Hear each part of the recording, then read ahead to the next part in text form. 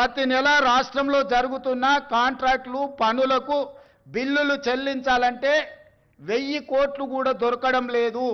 1000 కోట్లు కూడా రావడం లేదు. 600-700 కోట్ల రూపాయలు ఇచ్చి 10 ఏళ్ల నుంచి అయ్యని రోడ్లు ఊర్లలో ఇవాళ గుంతలు పడ్డాయి. మీరు కష్టపడి కారు కొనుక్కుంటారు, మీరు సైకిల్ మోటార్ కొనుక్కొని ఫ్యామిలీతో పోతుంటే సడన్గా గుంత వస్తే అందులో వాడి కింద వాడి కాలు ఇరిగిపోతుంది. ఇవాళ చిన్న చిన్న గ్రామాలకు రోడ్లు వేయాలంటే అనా పైస లేదు. పాత రోడ్ల మీద డాంబర్ వేద్దామంటే కూడా రూపాయి లేదు. రాష్ట్రం మొత్తం ఆర్థికంగా దెబ్బతినున్నాము. ఒక కుటుంబం విచ్ఛిన్నమైపోయి చిన్నాభిన్నమైపోయి ఆర్థికంగా పూర్తిగా దివాలా తీస్తే ఎట్లుంటుందో తెలంగాణ రాష్ట్ర ప్రభుత్వం యొక్క ఆర్థిక వ్యవస్థ అట్లనే ఉంది. ఎవరికైనా అనుమానం ఉంటే ఉన్న అన్ని లెక్కలు బహిరంగంగా చెప్తా. ఉద్యోగ సంఘాలు అందరు రాండి, ఆర్థిక శాఖ అధికారి దగ్గర కూర్చోండి, ఆర్థిక మంత్రి దగ్గర కూర్చోండి, సహకరించండి. నేను ఇవన్నీ ఎందుకు చెప్తున్నా అంటే మిమ్మల్ని సహకరించమని అడగడానికి చెప్తున్నా. మీరు సమరం చేయడం కోసంగా సమరం చేస్తా అంటే ఎవరు మీరు చేస్తారు? నేను మళ్ళీ చెప్తున్నా, నన్ను కోసినా కూడా ఇంతకంటే ₹1 ఎక్కువ వెళ్ళదు.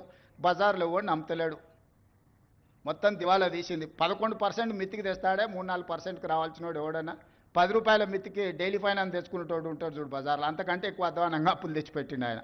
హ్యాపీగా పోయి ఫామ్ హౌస్లో దుప్పటి కప్పుకొని పండుకు సావునరా మీ సావు అని. 3 నెలలకు ఒకసారి బయటకు వస్తాడు, తిడతాడు, పోతాడు. అది ఫెయిలు, ఇది ఫెయిలు, ఇది ఫెయిలు, అది ఫెయిల్ అని. ఆయనకేముంది? ఆనందంగా ఉంది. ఆ చెప్పేటప్పుడు ఫేస్లో ఎంత ఆనందంగా అనిపిస్తుంది అంటే, రైతు బంధు ఫెయిల్ అనగానే ఆయన ఫేస్లో ఇట్లా బల్బు 1000 వోల్టుల బల్బు వెలిగినట్టుంది. ఎవడైనా బాధపడతాడా? అరే ఏదన్నా తప్పు జరిగింది, ఎవరికైనా రాలేదంటే బాధతో చెప్తాం మనం. ఫీజు రియంబర్స్మెంట్ చేయలేదంటే అయ్యో పాపం పిల్లలు ఫీజులు కట్టకపోతే ఎట్లా వాళ్ళు చదివేట్లా అని ఒక బాధ ఉంటుంది. జీత భత్యాలు రిటైర్డ్ ఉద్యోగస్తులకు బెనిఫిట్స్ ఇవ్వలేదంటే ఒక కన్సర్న్ ఉంటుంది. అరే నీ అమ్మ ఏందా ఇట్లా అయిపోయిందని. వారి ఫెయిల్ చూడండి, ఫెయిల్ చెప్పేటప్పుడు ఇది ఫెయిల్, ప్రతి ఫెయిల్ వెనకాల ఒక 1000 వోల్టుల బల్బు వెలిగినట్టు వెలుగుతుంది ఆయన ఫేసు. ఏం పైశాచిక ఆనందము! ఈ విధ్వంసం మీరు చేసిందే కదా, ఈ ఆర్థిక విధ్వంసము. 3 లక్షల కోట్ల బడ్జెట్ పెట్టాను. మరి నువ్వెట్లా ఇవన్నీ హామీలు ఇచ్చినావు అని ఒక ఆయన అడిగాడు. 3 లక్షల కోట్ల అప్పు ఉంది, ప్రతి సంవత్సరం 3 లక్షల కోట్ల ఆదాయం ఉందని బడ్జెట్ పెట్టాను. 3 లక్షల కోట్ల అప్పు ఉండి 3 లక్షల కోట్ల ఆదాయం ఉంటే ఓసి ఇదెంత సంసారం చక్కదిద్దొచ్చని నేను అనుకున్నాను. తీరా చూస్తే 3 లక్షల కోట్ల ఆదాయం లేదు. ఆదాయం 2 లక్షల కోట్లు ఉంది, అప్పేమో 8 లక్షల కోట్లు ఉంది.